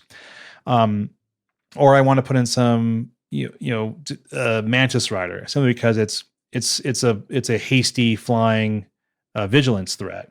And that's pretty good sometimes. But he was also saying like, hey, you're going to have to build this deck and choose the humans that this deck can tutor up and the non-humans that are triggering it in a particular way. And I think it's not as autopilot and as auto build as people might believe it to be. And I think we talked about that a little bit in our episode a month or so ago at this point. But I think that now we have a new meta, and there's new ways to look at building that deck. Stan? Yeah, so I felt like my decks were okay in different ways, though my 2 leagues with each deck really mirrored one another. So across 10 matches, I played 9 different decks, but in both leagues, I played against Mono Black, and in both leagues, I did beat Mono Black. In Soul, I didn't feel was tier 1, like, at all. And part of that may be just the need to like refine the list a little bit to the meta. I wasn't playing main deck counterspells. I was kind of just like all in on aggression, and my only burn spell was Shrapnel Blast. But it just didn't feel like it had the most aggressive starts to be good, nor did it feel like it had the resilience to kind of get past some of the mid-range or control strategies out there. Like I said, like when someone cast a Wilderness Reclamation, or even maybe like one Supreme Verdict, it just never really felt like I could come back. And like some of these decks are running Emery to kind of help with that resilience a bit, but Emery, of course, super vulnerable to removal as well, kind of a lightning rod in that regard. So finding ways to just kind of like put together the best build of Ensoul, I think, is part of the challenge. And in fact, in today's 5-0 deck dumps, someone trophied with the blue-white version again that was running the Companion. Yeah, it runs all the glitters and Luris probably, right? Yeah, and I wonder if that might be just a better strategy right now. Just like, I'm not sure why that deck sort of disappeared after the Companion era. It kind of felt like it had some powerful tech within it. That being said, I was a little bit more impressed with Izzet Phoenix, specifically because I was really impressed with Young Pyromancer. And I kind of came to this conclusion that it's a Young Pyromancer deck that also gets to play these Phoenixes, But the strongest thing you could do with that deck is just flood the board with tokens. Because Young Pyromancer, a really great way to, like, I don't know, generate 2-for-1s or really threaten, pressure your opponent to either just like, if you don't have a Wrath, I'm going to take over because I'm going to make several tokens every turn. It was easier to enable Pyromancer than it was to enable Phoenix. Also, the version I played had Stormwing, which I thought was pretty cool, though not nearly as cool as it is in Modern. Like, in Modern, Stormwing is a 2-drop. In Pioneer, at best, it's a 3-drop. Mm-hmm. I mean, I'm excited and surprised to hear you say that about Phoenix. Also, specifically about Young Pyromancer, because that always feels kind of meh to me. But it definitely is the type of deck I like, and so I'm gonna go take a look at it again. Yeah, I mean, the issue here is that you just don't have a lot of 1-mana spells in general. So, like, getting your Phoenixes... Spells are bad. Spells are bad in Pioneer. Getting your Phoenixes out of the graveyard takes some work, and it's easier to do it on, like, turns 4 and 5 than on turn 3. Are we playing Crash Through in this deck? Nope. So we're Opt, Shock, and, like, that's it. But what can... So it's just Opt for cantrips, basically. Yeah, I mean, you have... your Charm, you have like a bunch of 2-mana like Chart a Course and Strategic Planning effects, which are both cantripping enablers. Chart a Course with Young Pyromancer, by the way, like part of what made, I think, Young Pyromancer shine for me is how easy it makes it to enable Chart a Course as a 2-mana draw 2. And I thought that was super important because you don't feel bad throwing away a token, like even if you know it's going to just die by being blocked by a 2/2, because you've already generated some value off of the Young Pyromancer. Is this running Thing in the Ice or no? No. So that's the point. Like, you're replacing Thing in the Ice with Pyromancer. Got it. And I think that is maybe a meta-dependent decision as well. Because can I interest you in Of One Mind? You can. And I've really thought about that. The hard thing about Of One Mind is that you need to have gained a little bit of value off of Pyromancer before Of One Mind is good. Yeah. But I think this deck has the tools to make that happen. All right. This has been Phoenix Corner. Maybe we'll have some more later. It's like right where we started. Can I just throw out here, I did play a game against Shane while he was on Winota and I was on Phoenix. And that was a matchup where I was like, I wish I had Thing in the Ice now, just because my opponent's casting 20 creatures. But yeah, that seemed pretty lopsided. Yeah, you're like, these Dave tokens are doing nothing for me. But in almost every other situation, I was really impressed with Pyromancer. Almost to the point where I was like, do we even need Phoenixes here? Can we just find like a way to play blue-red spells with Pyromancer and like some maybe prowess creatures to actually do the thing? I'm sure you can. Anyway. So I mentioned the matchups I saw. 9 different decks across 2 leagues. I'd love to hear just a sample of what you guys faced. Because my matchups were spicier toward the beginning of the week than they were later in the week. Because the first deck I played against was Soul Flayer. In that first league, I got to play against like Mono Red Prowess, Red Green Stompy. And then in the second league is when people were starting to pull out like Reclamation and Blue White Control and Nif to Light against me. Yeah, I did see a few strange things in the tournament practice room, or things that didn't seem particularly top tier. Like I ran up against like a Demir Mill deck and a Jeskai sort of cycling control deck, for instance. But I also did face down like some of the powerful decks you mentioned, like Simic Reclamation, Green Walkers, Azorius Control as well. So people definitely were, I think, testing out a few ideas they may have had in their back pocket or things they saw elsewhere. But yeah, people were definitely flocking, I think, to be like, well, is this powerful enough now that I don't have to worry about Inverter or worry about Lotus Breach? I mean, I actually feel like I saw a lot of aggro decks when I was playing, which might have been a little bit of a pain point for my playing Niv, but I played against Blue-White Spirits a number of times. I played against Black-White Auras. I played against Mono-Black Vampires, which I originally thought was going to be Mono-Black just aggro, but then turned out that they had that, I forget the name of it, the one that draws cards and all that kind of stuff, the 4/4 for 5 that It's called like Night of Dusk or something like that. Anyway, so there was some pain going on there. I played against an interesting green ramp deck that I never quite saw what was going on there. It was just mono green with this Bonder's Sanctuary, I think, to like draw cards, and it was actually really, it was kind of like mono green ramp plus mutate that someone was trying to make happen, which I give a lot of props to them for that. In particular, there's a card called Gem Razor. I think that's what it's called. And it's basically a 3-mana 4/4, which is not bad if you're trying to get ahead with some stuff there. So I felt like I played against a bunch of aggro decks. I did also play against blue-white control one time, and that felt that was pretty good too. I mean, Shark Typhoon, it's a good card. I had it cast against me for the first time in the match that I played, and I was like, wow, they have 5 shark tokens now. Yes. I played against blue-white control as well, equally super impressed with it, and really impressed that they were just able to like cast the enchantment side of Shark Typhoon and then cast a 2-mana dig through time. Right, so they have an 8/8. Yeah, they have an 8/8 and they just refilled their hand with whatever cards they need for the matchup. It just felt broken. You know what was brutal to have Shark Typhoon cast against you when you were playing versus was Simic Reclamation, because they got a lot of spells. And yeah, the Simic Reclamation stabilized against me playing Jeskai Winota at 1 multiple times. And then they just get a few spells to get some shark blockers. They cast like 3 Uros into the graveyard and then back out, and they don't even care the legendary gets triggered. A lot of life gain, a lot of stabilization power. What else was really powerful that you saw? And any surprises that kind of blew you away? No, I'm into it. I mean, I'm just going to keep banging the drum. Blue-white spirits is probably the next thing I'm going to go to in Pioneer, because it just feels more like my style of deck.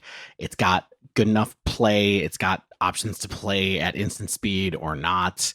You know, everything that's been good about spirits for a long time seems to be even better. And now it has a good, just having access to what's essentially mana leak in this format seems pretty good out of this deck. So it's better than Mana Leak. They have to pay 4. Yeah, it's Mana Beak. Okay, Dave. It is. I know it's Mana Beak, but I was really impressed with the deck, and I would definitely like to try it next. Yeah, it beat me up as well. We'd mentioned how we're kind of in this moment in the metagame where people have been exploring a little bit. What else did you guys see that you felt was like underpowered that you think maybe is kind of like some of the trap directions that people might go in? Because for instance, the first matchup I played against was Soulflayer, and it just felt like as soon as I brought out any kind of graveyard hate, like Soulflayer couldn't do anything. Likewise, in one league, when I was doing my Phoenix League, someone played green-black elves against me, and like horrible matchup historically, even in modern when Izzet Phoenix was a deck there, but just like as much as I love testing out elves anytime a format has any changes, like I still didn't really see that deck had a there. Anything you guys want to punch down at? Man, that's a good question. I think that, I would agree that I saw some streamers playing against Soulflayer decks, and those are just kind of the feast or famine decks that are easier to hate out than others. Like if I'm playing a deck like that, then I might just play like Winota, where it's like, hey, if you don't interact with my Winota, you're likely going to die. Whereas Soulflayer has just an easy area of attack in the graveyard altogether, right? And doesn't really have good ways to protect against losing its graveyard in a lot of ways. But yeah, there's nothing that I was just like, this is terrible in terms of like legitimate decks that, people had already been playing or were testing to make a comeback or something like that. But again, I think that my sample size in terms of playing a lot of games versus a lot of people playing like decks that they were hoping were back or, tier 2 or tier 1 is not super huge. I mean, Niv seemed kind of underpowered. Wait. Only when you were playing it? It was my fault. Yeah, I'm sorry. I'm sorry, Niv. It's my fault. I don't know if I'm gonna, I still have that deck rented. There's a chance that I will go back and try it again, just because I don't often play the best deck in a format or the number 1 meta deck in a format, but it feels like I could learn some stuff by trying to pilot this deck for a while. So I might just kind of crash a couple of leagues together with it and see how it goes. I don't know. You guys ever do that? Lose for the sake of losing? What, just keep jamming your head, just bang your head against the wall, try to learn something? Yeah, just like a deck that's not totally your style. Everybody else seems to love it, and you're just like, I'm going to hop in and try to figure out what makes this tick. No, only if I'm doing a deck dive for the show will I actually want to run back a deck that I do not enjoy. My time is precious, dude. Yeah. I mean, it is like a hard motivation when you're playing to be like, hey, I'm going to spend time just losing for fun until I figure out what makes this tick. Yeah. I mostly want to figure out how to get good at playing Uro, I guess, and this seems like a good place to do it. Did you guys see any combo decks? I did not run into any. No. Same. Stan, were there any decks that you were hoping that would feel more powerful than they did, like that you played with or against? I mean, of course, I was hoping Ensoul would be stronger just because it's like this beloved deck of mine. And I think making 5/5 indestructible lands should be like a bigger deal than it is. But I felt like there was an issue with the most powerful strategies doing things that like I couldn't compete with. And it sort of felt like the terms of engagement, so to speak, have kind of been redefined in Pioneer. And if anything, I maybe just felt like the tier 1 decks were way stronger than what I was trying to do with decks that felt closer to pet decks. Yeah, like the new tier 1 is the best cards going over the top with the most mana and the most value right now. Yes. Although that's really only one deck in the top, right? The Simic decks, the mono green decks, the Simic decks, the Sultai decks, the blue-white control makes a ton of mana. Like it's going late in the game. Yeah, the rec decks, the control decks. Like it's all about, I mean, like right now, which I think is smart and kind of jumping ahead a little bit, but I think right now it's like, hey, how can I stop people who are trying to do something silly and just play good cards? And typically I would say like in a new format, like a brand new standard format, a lot of times it's best to go fast. And I think the fast decks are the ones that people already knew and had iterated on and had tried to make them fast enough to beat combo decks. And they're not as good as the modern aggressive decks, right? And they don't offer the same level of disruption besides maybe mono black. And so if you're saying, hey, I can deal with a few Thoughtseizes and I can deal with a few recursive black creatures because now I have many different ways to stabilize a game against these types of decks and they're known entities, I'm just going to play my Niv deck. Yeah. And beat up on almost every aggressive deck I can. Although I lost to all the aggressive decks I played, but maybe that's my fault. I think I remember when we tested Niv a long time ago, and I think it's definitely one of those things where it's like playing Control, which is like, what do I care about right now? And what do I care about next turn? And like, how do I use my cards to their greatest value? And it's so hard for me, especially because I'm just not great at those style of decks. Here's a feeling I had. I kept thinking about how powerful tier 1 was versus what I was doing. Okay. And we kind of like listed off what some of the week 1 tier 1 decks are. Niv, Reclamation, Mono Green. It's really decks that get to leverage lots of mana rather than the decks that try to like go fast and get you dead. That could change. I mean, Spirits is maybe the outlier. Yeah, Spirits is there. Mono Black still there. Maybe low tier 1. I kind of felt like the delta between tier 1 and everything else was more of a burden than maybe what I'm used to playing in Modern. Where in Modern, like the old cards can sometimes keep up with the new cards. Whereas in Pioneer, you know, I mentioned Niv gets to play like all the 2019 and 2020 cards, like Return to Ravnica up until War of the Spark. Like it's just not doing things at the same power level as what we've seen from War of the Spark onward.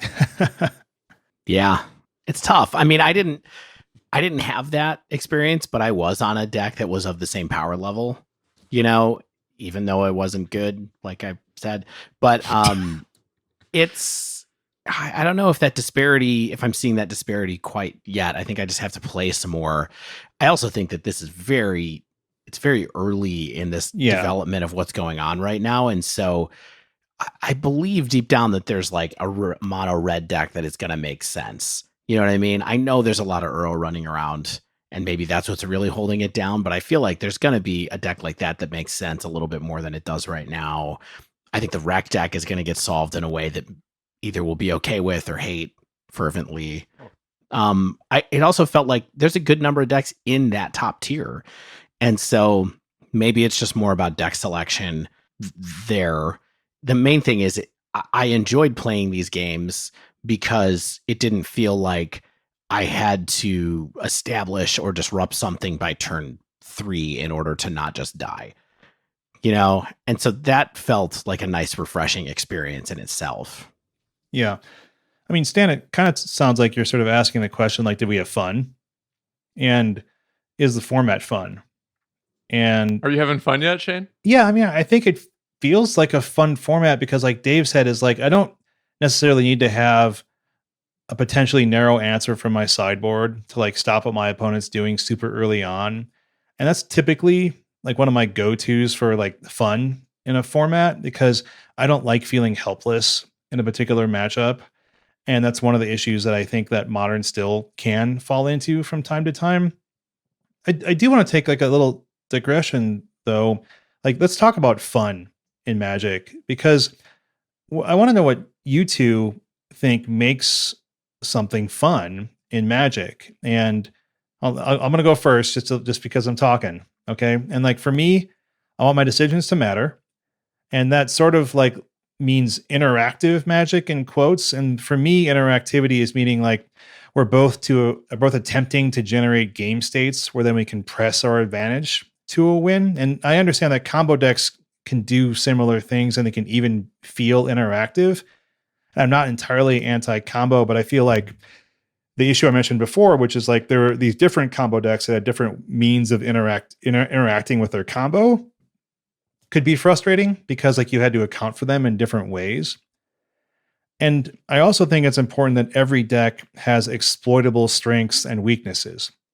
And that leads to nothing having like that strong hold on the meta and requires decks to like metagame around it, which I think is something that we mentioned as particularly with Dimir Inverter as a problem. And then like Dave said, I think that leads to like a more dynamic metagame because players can then try to outflank each other with like the right deck choice or the right tech choices in that deck, and then also having the right game plan in mind. And for me, that's kind of like the fundamentals of fun. And I'm curious if you guys have different ideas or things that I overlooked that you consider much more fundamental to fun. Well, I mean, unsurprisingly cerebral take on fun from Shane there. Oh man, got me again. Let me give you my 4-quadrant theory on fun. It's the FUNS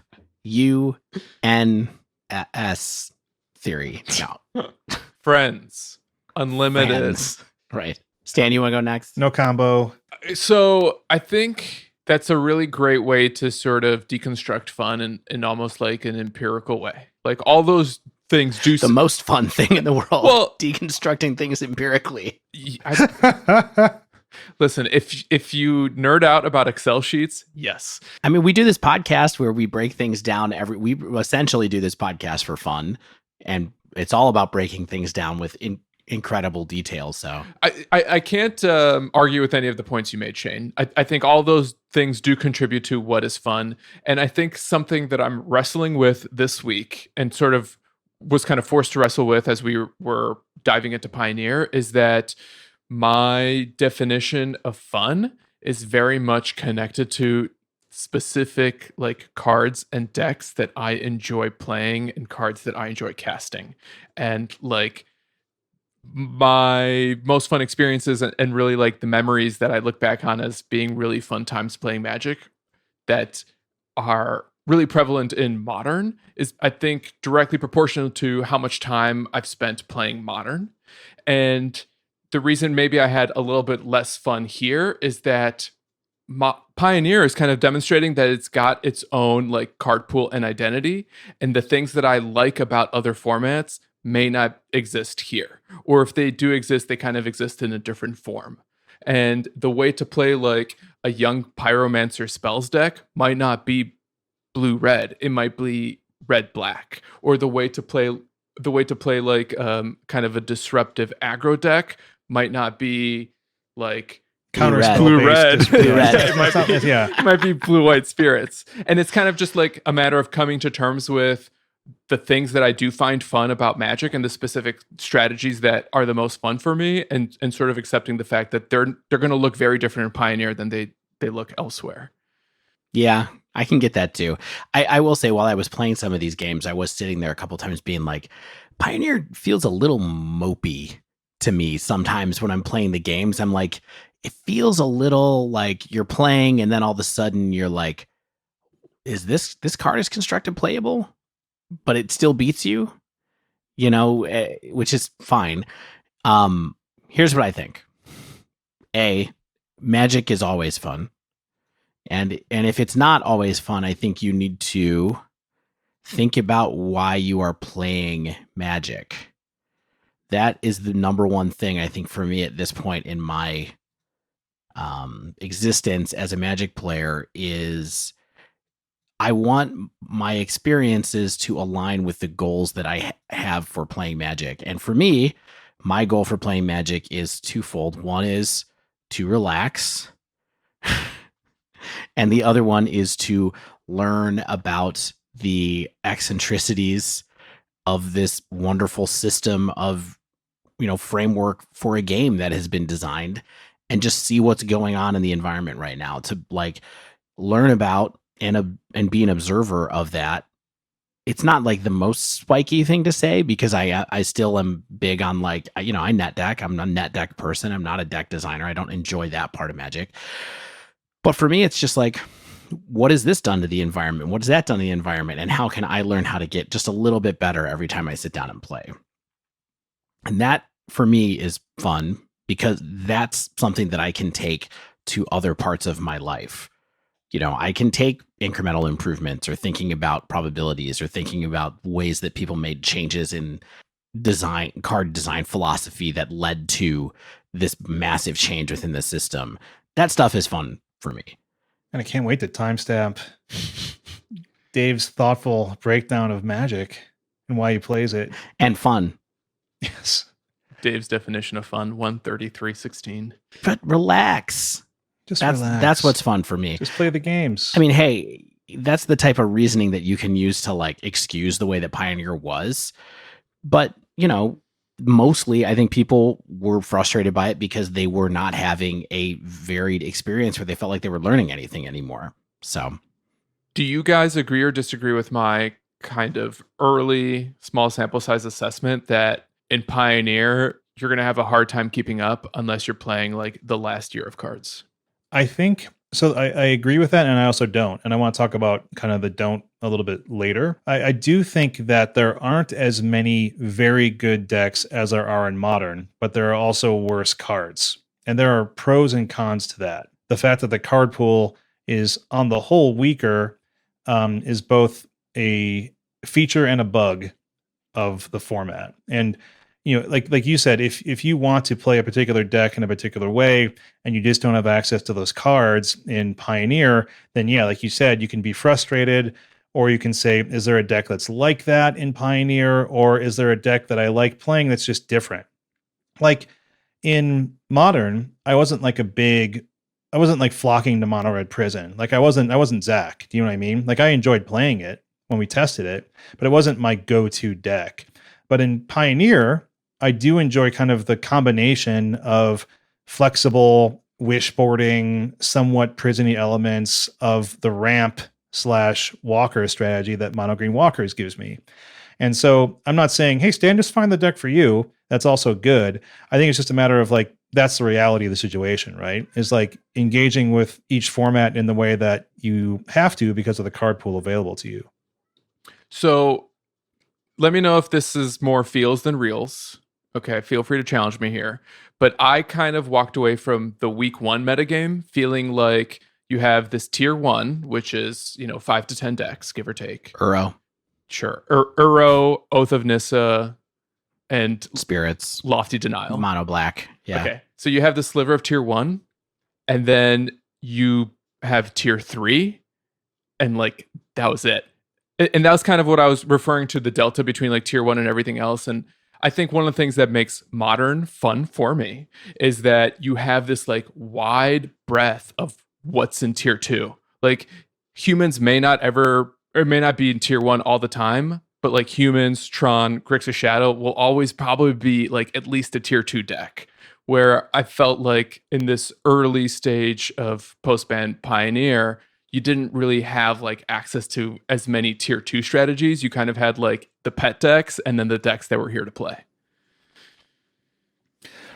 I do think that the decks that are here to play, like I said earlier, are not always going to be that.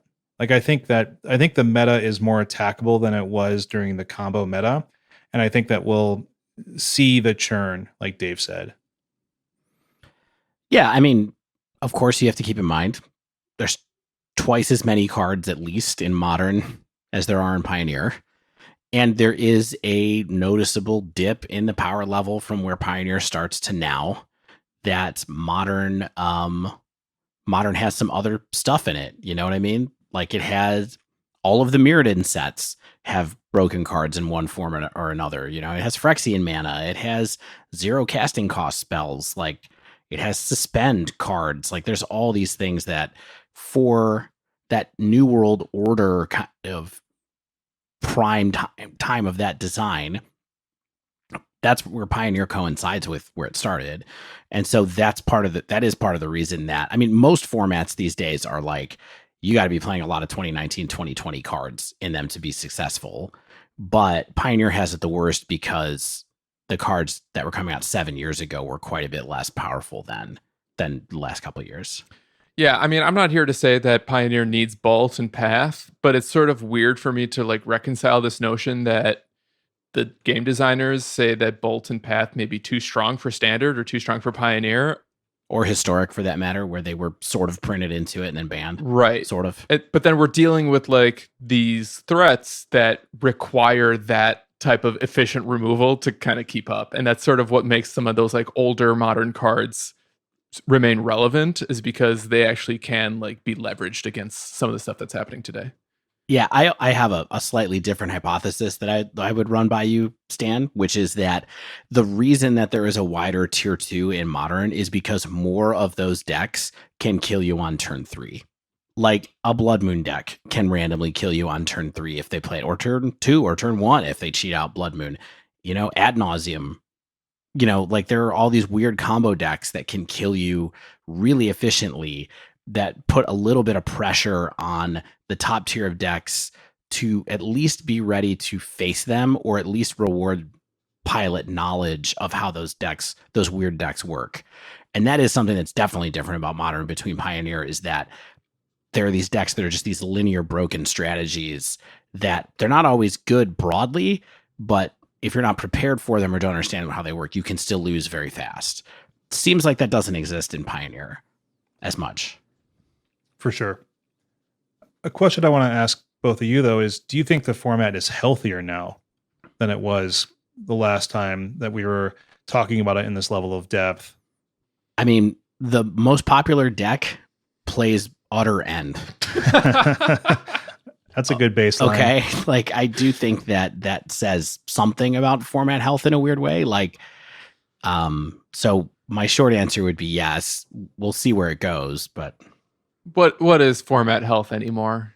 Like, this is a non-objective question. It's like, do you think it's healthier? I don't think it doesn't need any more bans, right? That's a double negative. But like, to me, a healthy format is one where it's like everything is in its right place. Everyone's listening to Radiohead, and it just kind of feels like everybody has game. And I think the format is just kind of like skewed in a slightly different direction, but maybe that direction is one that like is more tenable for players, more engaging for the people who enjoy Pioneer, and kind of makes other decks viable. So I think the definition of format health kind of depends on a case-by-case basis. And I'm not sure if this were the case in Modern, like we would say that this was healthy, but maybe it's okay for Pioneer. My answer is yes. It sounds like you're saying, Stan, that you don't think that these top tier decks have like exploitable assets to them, exploitable aspects at least that allow them to be metagamed against. And I think they very much do, all of them. Yeah, they probably do. What do you think needs to be banned? Anything? Either of you guys? I think reclamation has just kind of continued to prove itself to be a problem in like a lot of strategies that have smaller card pools. And like if Saheeli Cat was too strong for standard and thus too strong for Pioneer, I think the same will likely end up being true for reclamation. There's not a lot of reason to have it be legal, right? Like it's like what play style, like what player is really needing reclamation to be around for like to really engage with Magic successfully, and like what is it really doing to the health of the format? I don't think it does a lot, right? I mean, it's just a payoff for a control-y strategy, right? It's a really powerful one that takes your control deck and pushes it into overdrive. And so people like that should have cards that make their strategy powerful, but maybe something like Shark Typhoon is enough. Yeah. It's weird that to me, reclamation almost feels like both a payoff and an enabler. Like it's the point you're trying to reach, and then once you reach that point, you get to do like all these other crazy things with it. Yeah. Well, that sounds like a control plan, right? Yeah. How do I win in the long term? Well, I get to use my resources more than you do. Shane, do you think there's anything else that might be on the watch list at least? I mean, let's talk about the Titan in the room. Yeah, I mean, Uro's on the watch list for every format that it's in. There's no way it's not. I mean, we got a cool question from Mickey that we kind of foreshadowed earlier, and it's: do you think Uro makes red-based aggro decks? And I would kind of widen that to be most aggro decks unplayable right now. And yeah, like, so what do you think? Like, do you think Uro has like a healthy role in Pioneer? Like, does it has a healthy impact on the metagame? It's crazy that it's still really easy to escape Uro, even in a format with just like one fetch land. I don't think it's that easy to do it, honestly. Like, I found myself, it's not like you can cast it multiple times, escape it multiple times. I felt like I really only got to do it in Niv deck like once or maybe twice. So it's not quite as recursive as it feels like it could be, and definitely in modern, where it's just kind of like whenever you want Uro back, you can get it. So I do think it's a little hard still, especially with so many strategies that play permanents to the board, and then because of the play style, your permanents don't necessarily die, so you're not really feeding your graveyard. But I think that, like I said, I think it's just on the watch list for everything right now because it's just almost like too good. I mean, there's people talking about whether they should play Uro in Legacy, over Oko and stuff like that. And people were just talking about it in our chat today. Yeah. And so it's a card that is viable in every format that exists. And as such, you got to keep an eye on it, especially in this format where it's a very middling power level. My thoughts about Uro is that it's just really cheap at 3 mana to do what it's doing in terms of the life gain and the ramp. So even if you're not necessarily escaping it does a lot for what it is. And then it offers that eventuality of that same spell to be cast back out of the graveyard. And then it's, for red decks especially, it's almost impossible for the decks to remove it if it ever hits the battlefield. And you have to get something like a Tormod's Crypt or that weird wand, still got the weird lantern, and maybe get that out of there. But yeah, it's a tough card for red decks especially to manage. So it does sound like I'm saying like it might be too good. And it might be too good. Yeah. The thing that I don't like about like Simic Reclamation specifically is that it gets to play both Uro and Dig Through Time. And I think the format would feel a little healthier if that was sort of a decision you had to make. Like, do I get to play Delve spells or do I get to play Escape spells? And if you're doing both in a format that technically doesn't have fetch lands, like I think that could spell problematic given enough time. Well, it's interesting that deck only plays 2 of each because they know they can't overcommit to taxing the graveyard like that. So, And to play my own devil's advocate, like Reclamation makes it possible for you to cast Dig without delving. So right. Still only a 2 of. I don't want you guys or our friends and fans to think that like I hate Pioneer or that I'm super negative on this episode. I think it's just kind of like I need a little bit more time to like build a relationship with the format and really find a place to kind of like express myself through a deck, which is something that like took a while in Modern, and then I got there, and now there's like a lot of decks that do that for me in Modern, and like perhaps eventually we'll get there with Pio as well. I just don't ever want to feel like my pet deck is suddenly just like unplayable, and not because of a ban, but because like everything else is just so much more powerful. Yeah. Should we go on to some other? We got some other listener questions, Let's do it. right? Yeah. Okay. Yeah. Jason asked a nice one. Whether we think Pioneer might benefit from having like common Modern cards like Bolt, Pass, and a decent counterspell, and whether keeping these cards, within Modern sort of ensures that the formats have different feels. And we sort of talked about those cards relative to like Uro, but do you think maybe they do have a home here? I mean, just to be clear, those cards do not keep Uro from being very, very good and potentially problematic in Modern as well. So like, let's not think that like Path is really a solve for Uro. It just puts some sideways pressure on the card. I think I've mentioned before that I feel like better one CMC removal in different colors would be nice. I don't know if it's necessarily Bolt and Path, but I do think we need some more 1 mana spells in Pioneer. The problem is if you make them too good, they might break Modern, because then all of a sudden you have tons of 1 mana spells in Modern. So it's something to think about. But yeah, I think they would be fine. All in. I think some counter spells would be better than others. Like Mana Leak and Remand, they seem A-okay for Pioneer. Cryptic Command. Remand is not a counterspell. Remand is a combo enabler.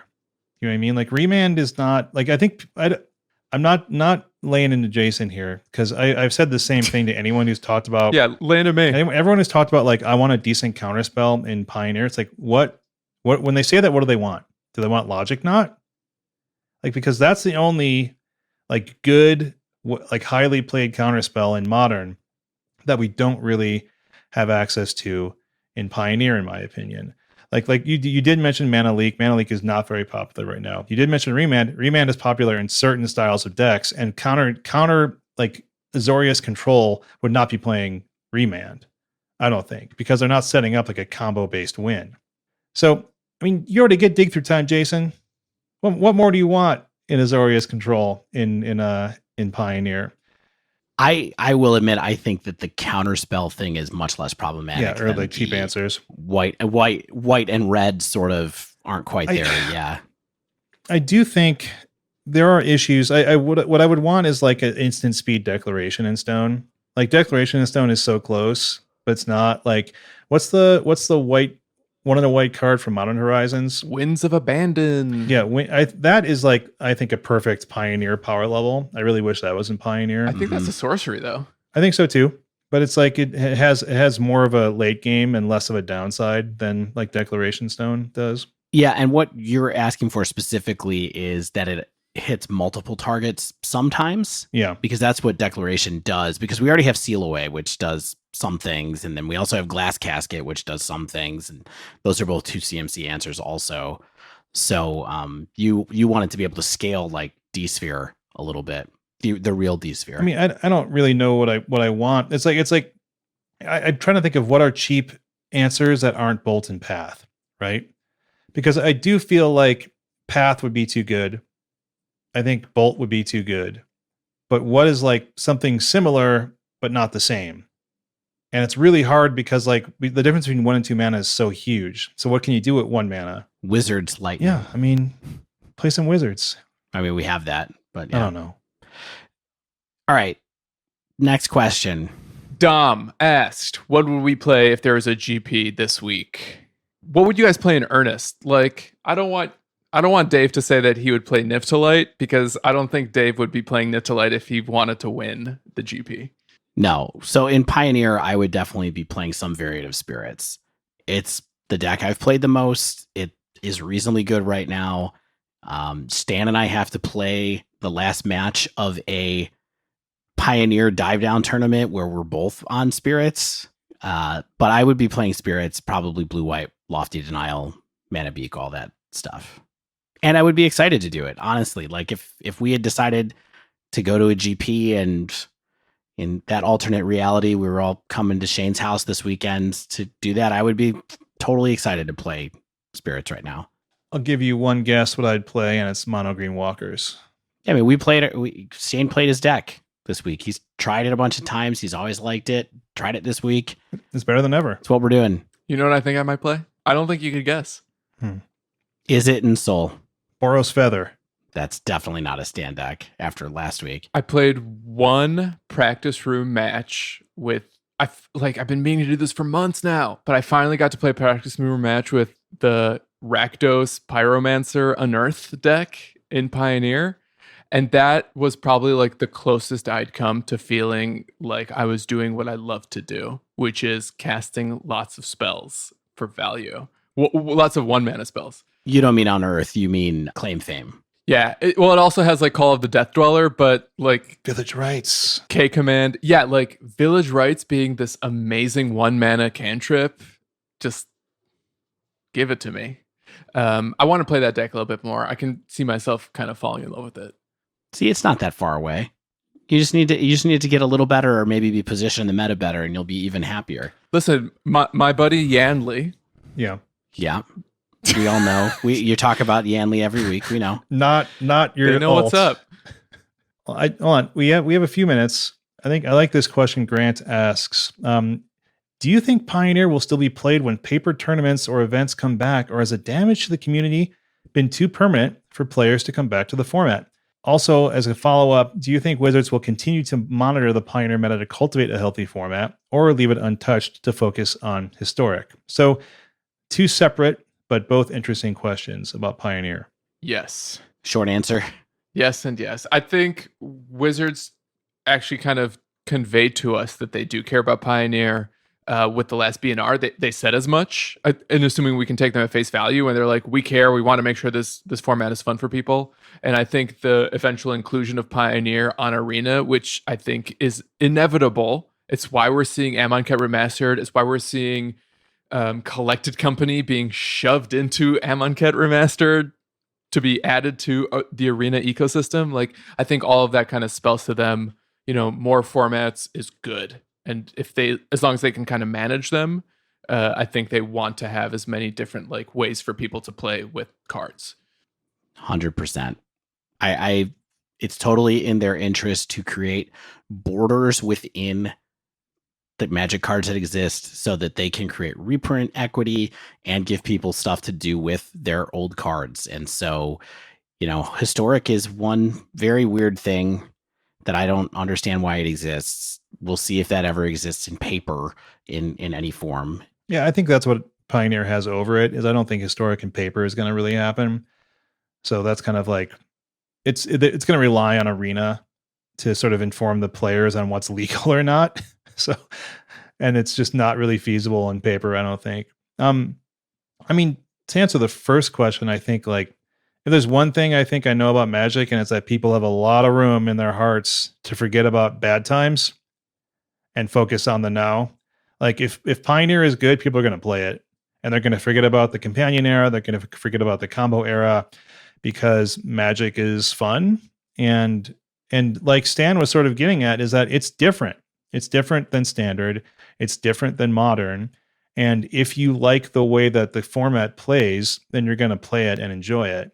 And if you like the ability that you have to maybe play some weird cards, that's one of the things that I do like about Pioneer, right? Is that the power level of the cards is as such that you don't have the always best in class. And that's kind of like what, Path and Bolt are just so clearly best in class at what they're doing. And there's a lot of cards like that in Modern, where it's like, I'm playing this color, I'm going to play this card. And when you look at like a 5-color Niv pile, you see the variety of weird, not crazily busted cards in there. And there's a lot of those in all sorts of different decks, where it's like, I want to tech my deck against X, Y, or Z, or I want to play an Amonkhet Aura that, is a weird Curious Obsession variant and do well with it. And you just don't really have that luxury in something like Modern, but you do because Pioneer has the wider card pool than Standard, but not quite the best in class stuff that you have to worry about in Modern. So that's what I think is an advantage of it and why people will continue to play it. One of the reasons they will.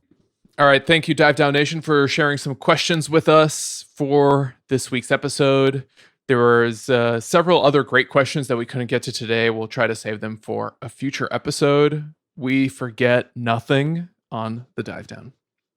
But that does wrap up this week's episode. If you haven't yet, make sure you subscribe to our podcast so you get the latest episodes as soon as they come out. And if you use Apple Podcasts, please leave us a rating and review. Even if you're an anarchist, signing up is easy. If you'd like to submit a question to the podcast or pick our brain on something in Modern or Pioneer, you can tweet us at The Dive Down, all one word, or email thedivedown@gmail.com. If you'd like to support the show, you can join our Patreon at patreon.com/thedivedown. Also, shout out to Mana Traders for sponsoring our show. You can sign up for Mana Traders using promo code TheDiveDown, all one word, and get 20% off your first 3 months of renting Magic Online cards. Also, they're doing their Mana Traders Tournament League right now for Legacy, and renting Legacy cards is pretty easy. I think I'm going to try it out, and you get a 10 times prize support multiplier if you have a Mana Traders account. So if you do well, you can get more cash. As always, special thanks to the bands Nowhere and Spaceblood for letting us use their music. And until next week, get out there and dig through time!